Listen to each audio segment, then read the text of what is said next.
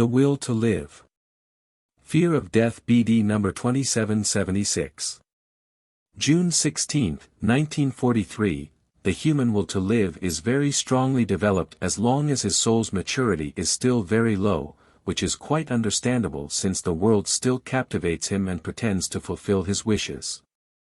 The human being finds it extremely difficult to give up his earthly life as long as he lacks faith in life after death, because the latter makes him look at all life on earth differently. A profoundly devout person merely looks at earthly life as an intermediate place, as a school which he has to attend in order to be admitted into the kingdom where real life begins. And this faith will also give him the strength to overcome all obstacles and difficulties of earthly life, whereas the unbeliever often breaks down and discards his life assuming that he is able to permanently end it himself.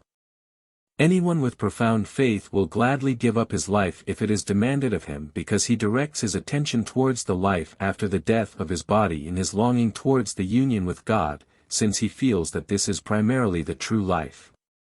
As long as the human being only pays attention to the earth and its goods, he inhibits his aspirations to ascend. He desires the world with every fiber of his being, and the thought that he will have to leave this world one day is intolerable and depressing to him.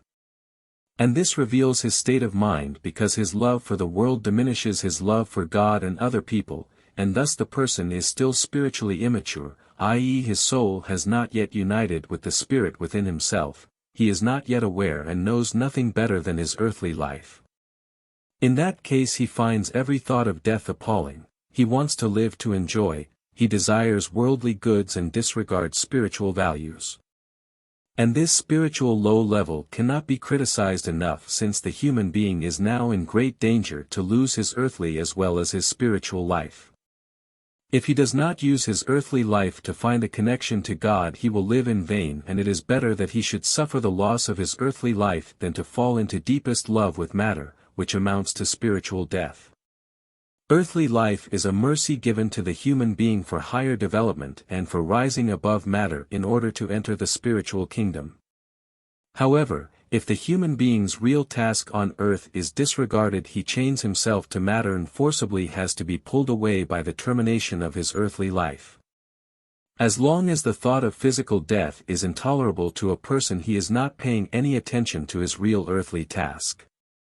The will to live is so strong in him that he will do anything to protect and lengthen it in the belief that his life is in his own hands, and yet again he feels fearful of having to lose it prematurely.